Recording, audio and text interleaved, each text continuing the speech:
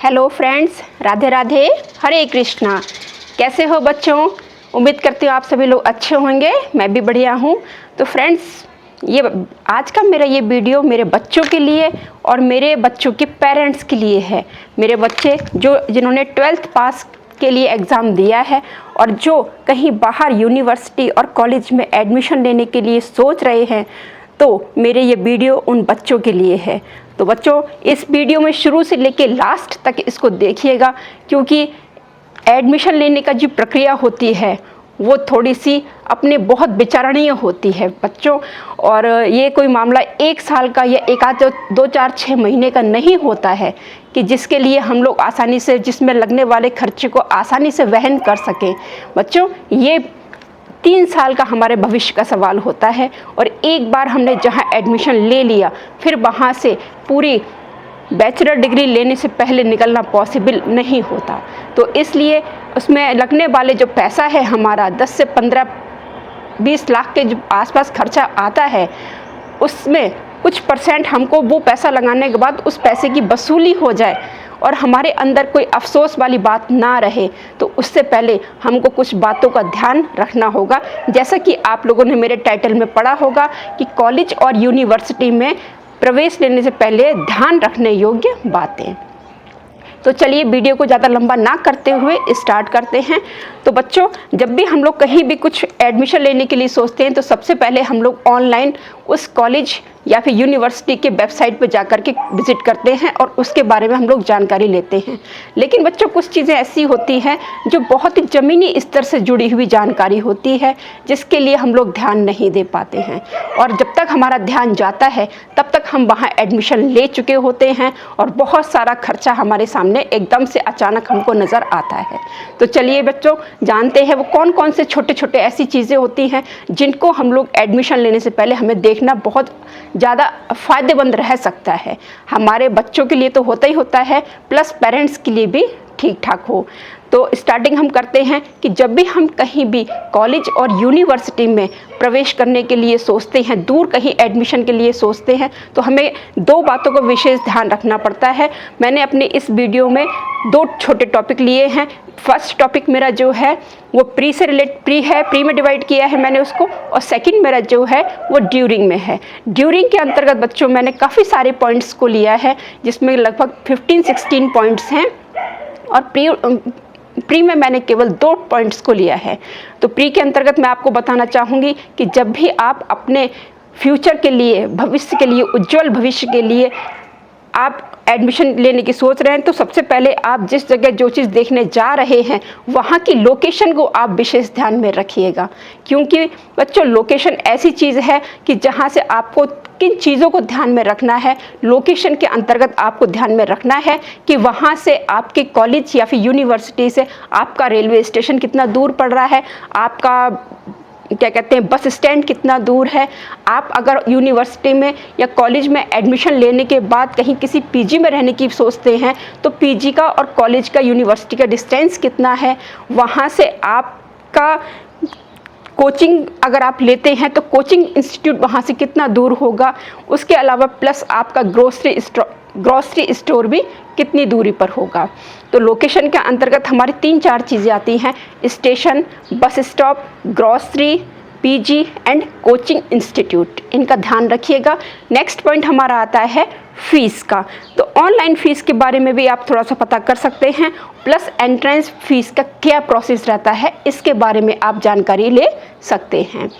और इसके बाद नेक्स्ट हमारा स्टार्ट होता है बच्चों हमारा ड्यूरिंग, जिसके अंतर्गत मैं आपको बताना चाहूँगी कैंपस मेंटेनेंस।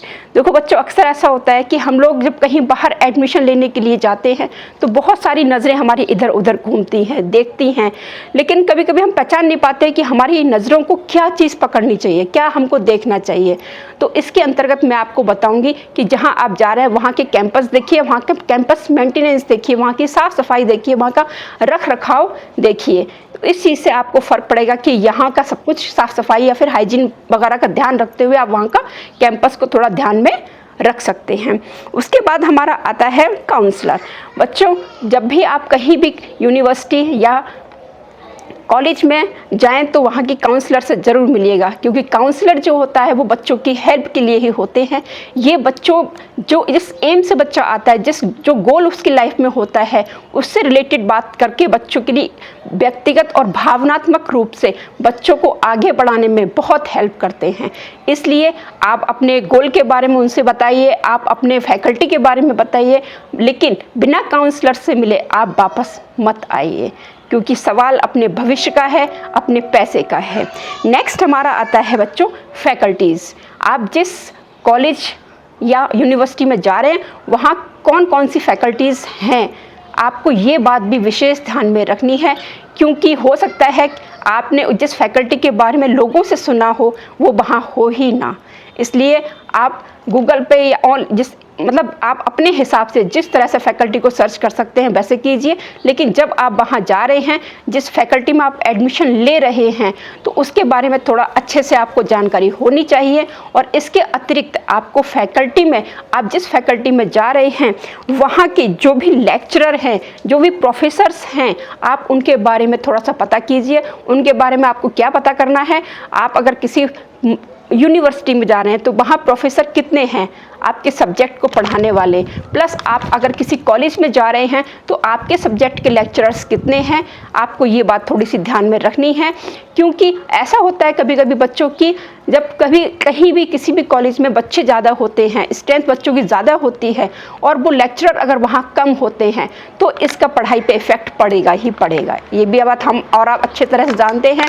और इसके साथ ही साथ किसी भी कॉलेज में जो भी लेक्चरर हैं, आप उन स्पेशली प्राइवेट कॉलेज की मैं बात करूंगी, जिस प्राइवेट कॉलेज में जो भी लेक्चरर्स हैं, आप उनकी क्वालिफ़िकेशन के बारे में भी थोड़ा सा जानकारी ले सकते हैं। तो ये तो हमारी थी मतलब फैकल्टी से रिलेटेड जो भी है उसके बारे में भी। और उसके बाद हमारा नेक्स्ट पॉइंट आता है, मैंने एक पेपर लिया हुआ है बच्चों, भूल जाती इसलिए। नेक्स्ट पॉइंट हमारा आता है चार्जेस का। चार्जेस जो होते हैं वो कुछ कॉलेजेस में, यूनिवर्सिटीज़ में बता देते हैं स्टार्टिंग में, लेकिन उसमें कुछ चार्जेस ऐसे होते हैं जो हमको स्टार्टिंग में नहीं बताए जाते हैं और हमारी एडमिशन लेने के बाद उसमें इंक्लूड किए जाते हैं। तब हम बहुत शॉक्ड हो जाते हैं एकदम से कि अरे अब तो खर्चा बहुत आ गया, अब क्या करेंगे। लेकिन कहीं ना कहीं से बेचारे माँ बाप अपने बच्चों के लिए जब इतना सोचते हैं तो उसके लिए भी तैयार हो जाते हैं। लेकिन अगर इसकी इन्फॉर्मेशन अगर हमको स्टार्टिंग में दे दी जाए तो शायद हम अच्छे से खुशी खुशी उस चीज़ को वहन कर सकते हैं। अब चार्जेस के अंतर्गत हमको क्या पूछना है, ये बात आप थोड़ी सी सुन लीजिएगा ध्यान से। चार्जेस के अंतर्गत आप लोगों को पूछना है कि लाइब्रेरी, क्लब चार्ज, प्लस वहाँ की फ़ीस पॉलिसी क्या है और रिफंडेबल फ़ीस पॉलिसी क्या है, हॉस्टल फ़ीस पॉलिसी क्या है। तो ये छोटी छोटी चीज़ें हैं जहाँ आप पूछिएगा, क्योंकि मैं अभी किसी का एडमिशन कराने के लिए गई थी तो वहाँ उन्होंने लाइब्रेरी चार्ज के बारे में भी बताया था। इसलिए फ्रेंड्स, ऐसी छोटी छोटी ज़मीनी स्तर से जुड़ी मैंने जानकारियाँ ली वहाँ जा कर के, कि मुझे लगा कि शायद मेरे बहुत सारे बच्चे ऐसे हैं जो बेचारे गांव कस्बों में रहते हैं लेकिन वो बाहर कहीं पढ़ने जाते हैं, तो इस तरह की जानकारी उनके पास नहीं होती है, जिसका आइडिया भी उनको नहीं लगता है। बट जब फंस जाते हैं, उनकी लैंग्वेज में कह सकती हूँ मैं, कि जब वो बेचारे वहाँ एडमिशन ले लेते हैं, फिर उन्हें इस तरह की कोई प्रतिकूल परिस्थितियाँ दिखती हैं, तब उनके पेरेंट्स को और उन बच्चों को बहुत अफसोस होता है। तो बच्चों, ऐसा कोई अफसोस आप लोगों के जीवन में ना आए, और इसी बात को मैंने ध्यान में रखते हुए अपना ये छोटा सा मिनी ब्लॉग बनाया है, मेरे बच्चों के लिए, मेरे बच्चों के उन पेरेंट्स के लिए ही। नेक्स्ट पॉइंट हमारा आता है, चार्जेस के साथ साथ ही मेरा एक और भी मैं आपको थोड़ा सा बताना चाहूँगी कि एक्स्ट्रा में आप अपनी तरफ से क्या पूछ सकते हैं। इसके अंतर्गत अगर आप कोई भी एकेडमी ज्वाइन करते हैं, एकेडमी जैसे कि NCC है, NSS है, स्काउट गाइड है, इस तरह की कोई भी एकेडमी अगर आप वहाँ जा कर के ज्वाइन करते हैं तो इस चीज़ पर भी विशेष थोड़ा सा ध्यान दीजिएगा कि इसके चार्ज के बारे में भी उनसे ज़रूर पूछिएगा, क्योंकि हम लोग जोश जोश में कॉलेज की फ़ीस तो सुन लेते हैं, बट ये एक्स्ट्रा चार्जेस होते हैं, इनके बारे में हमको नॉलेज जब होती है तभी पूछेंगे, नहीं तो थोड़ा सा माइंड से स्किप हो ही जाता है, सबके साथ में होता है। नेक्स्ट हमारा है मेन एम क्या है। तो बच्चों, हमने जब हमारे एग्ज़ाम आप लोगों के हो चुके हैं, अब रिज़ल्ट का इंतज़ार है। रिज़ल्ट के इंतज़ार के साथ साथ अब आपने डिसाइड कर लिया होगा कि आपकी लाइफ का गोल क्या है। अब इस लाइफ के गोल के साथ साथ अब आपको ध्यान देना है कि मैं जहाँ कहीं भी एडमिशन के लिए जा रही हूँ या जा रहा हूँ, तो आप वहाँ जब जाएँ, वहाँ विज़िट करें, तो वहाँ के उस अपने एक सब्जेक्ट से रिलेटेड जो भी आपका प्रोफेसर हो, लेक्चरर हो, उससे आप ज़रूर एक बार मिल करके आइएगा। ऐसा नहीं है कि आप कॉलेज जाएं और काउंसलर से मिल करके आ जाएं। नहीं, काउंसलर से तो आपको मिलना ही मिलना है, साथ ही अपने उस फैकल्टी से रिलेटेड जो भी प्रोफेसर या फिर लेक्चरर हैं, आप उनसे भी मिल करके ज़रूर आइएगा। उनसे आपको बहुत कुछ नॉलेज मिलेगी, आपको आइडिया लग जाएगा कि मैंने जो डिसाइड किया है वो ठीक है या नहीं है, या उससे रिलेटेड कुछ और भी आपको अच्छा मिल सकता है। तो आप अपना माइंड सेट थोड़ा सा कर सकते हो उस टाइम, क्योंकि अभी आपके पास टाइम है, क्योंकि अभी आपका रिजल्ट डिक्लेयर नहीं हुआ है। इसलिए इन सारी बातों के बारे में आप अभी आराम से सोच सकते हो। क्योंकि बच्चों, ऐसा होता है कि जब आपके हाथ में रिजल्ट आ जाएगा और फिर आप अपने बारे में कुछ सोचेंगे, तब तक थोड़ा सा हो सकता है आप लेट हो चुके हो। ओके, इसलिए आप इस चीज़ का थोड़ा सा ध्यान रखिएगा। नेक्स्ट पॉइंट हमारा आता है स्पोर्ट्स क्लब। तो बच्चों, स्पोर्ट्स तो बहुत ज़रूरी है आजकल के हिसाब से। जहाँ अकेडमी है वहाँ स्पोर्ट्स भी होना चाहिए। तो बच्चों, जब आप वहाँ जाएं तो स्पोर्ट्स क्लब कितने हैं, इस बात के बारे में भी आपको थोड़ी सी जानकारी आपको रखना बहुत अच्छा रहेगा आपके लिए। नेक्स्ट पॉइंट हमारा आता है सीट्स नॉलेज। तो बच्चों, जब भी हम किसी भी फैकल्टी में एडमिशन ले रहे हैं, किसी भी एकेडमी में एडमिशन ले रहे हैं, तो वहाँ की सीट्स के बारे में भी आप स्पेशली थोड़ा सा ध्यान दीजिएगा। क्योंकि जब सीट्स हमारी जिस जगह आप एडमिशन लेने जा रहे हैं, तो ज़्यादा सीट्स होंगी तो वहाँ कंपटीशन भी आपका हार्ड होगा। इस बात का भी ध्यान रखिएगा। सीट्स मतलब कितनी होनी चाहिए, आपको एक बार आप खुलकर बात ज़रूर कीजिएगा, क्योंकि पैसा खर्च कर रहे हो बच्चों। ऐसा नहीं है आप पैसा खर्च नहीं कर रहे हो, आप पैसा खर्च कर रहे हो। आपके पेरेंट्स किस तरह से अरेंज करेंगे आपके खर्चे के लिए, तो आप ये बात उनसे पूछिए। और ये रकम कोई 5, 10, 15 लाख की जो रकम होती है, ये कोई मामूली रकम नहीं होती है। हमारे आपके जैसे छोटे लोगों के लिए ये बहुत ज़्यादा रकम होती है। इसलिए आप एनसीसी, स्पोर्ट्स, एनएसएस वगैरह कुछ भी आप स्काउट गाइड वगैरह किसी में भी आप ले रहे हैं, तो उसमें सीट्स के बारे में भी ज़रूर जानकारी रखिएगा। नेक्स्ट हमारा आता है कैंपस विजिट। तो बच्चों, जब आप जा रहे हैं तो कैंपस विजिट तो आप कर ही रहे हैं, देख ही रहे हैं, लेकिन आप एक काम और भी कर सकते हो। पता है क्या? वहाँ एक बार या 2 बार जैसे भी आपको लगता है, आप डेमो क्लास ज़रूर लीजिएगा। उससे आपको बहुत जानकारी मिलेगी। आपको पता पड़ेगा कि उस डेमो क्लास में आपके बच्चे कैसे आ रहे हैं, कैसा एनवायरनमेंट है, लेक्चरर या प्रोफेसर कैसे पढ़ा रहे हैं। जो भी है, जैसा भी है, आपको डेमो क्लास से काफ़ी हद तक नॉलेज मिलेगी, पहली बात। और दूसरी बात, जब ये लोग प्राइवेट स्कूल वाले किसी भी लेक्चरर को रखते हैं तो ये भी डेमो क्लास लेते हैं। आपको ये भी बता दूं, जब ये डेमो क्लास ले सकते हैं ज्वाइनिंग में किसी भी लेक्चरर की, तो आपका भी फ़र्ज़ बनता है, आप स्टूडेंट हैं, पैसा दे रहे हैं, तो आप डेमो क्लास ले सकते हैं। चलिए, ठीक, आप कोशिश कीजिएगा। नेक्स्ट आता है हमारा कोर्स फीस का ध्यान रखना। बच्चों, कभी कभी क्या होता है हमारे सबके साथ में कि हम लोग कहीं भी जाते हैं बात करने के लिए, तो कोर्स फीस तो हमको बता दी जाती है। हम लोग पूछते भी हैं कि इस पूरे कोर्स की फ़ीस कितनी लगेगी, तो वो पूरे कोर्स की फ़ीस हमको बता देते हैं।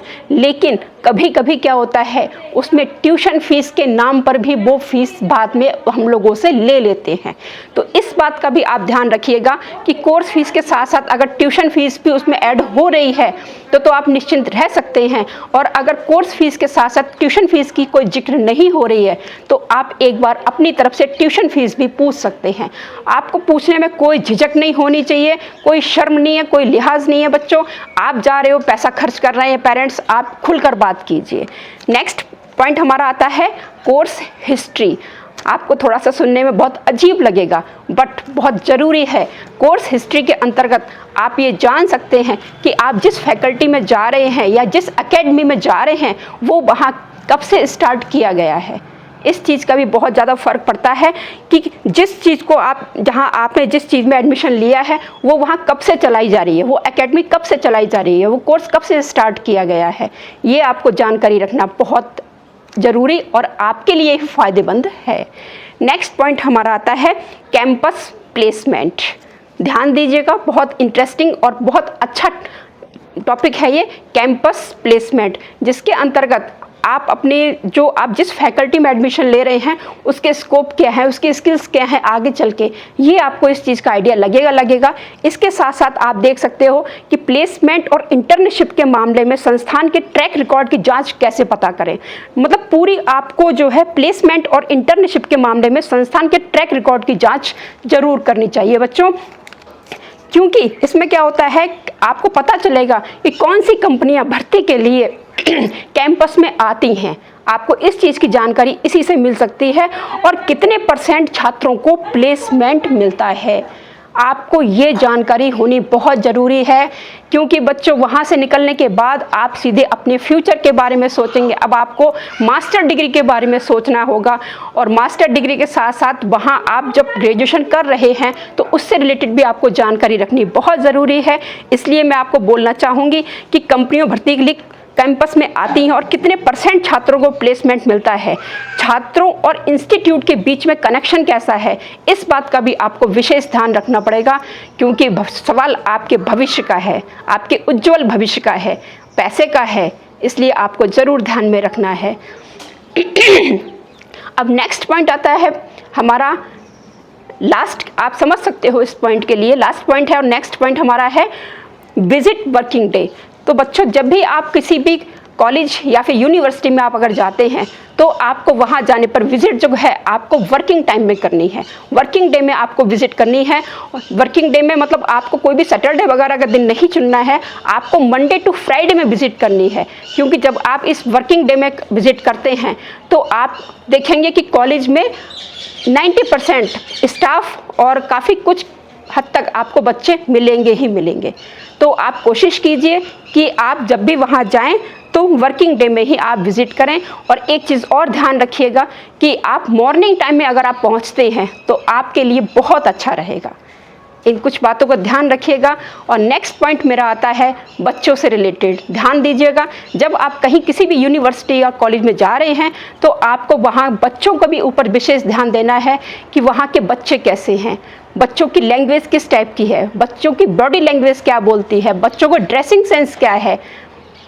आप इस तरह से बच्चों को भी देख करके आइडिया लगा सकते हैं कि आप जिस जगह जा रहे हैं वहाँ का माहौल कैसा होगा, क्योंकि ये चीज़ बहुत ज़रूरी होती है कि आप जिस जगह जा रहे हैं, जिस जगह रह रहे हैं, वहाँ आपके आसपास के लोग कैसे रहते हैं।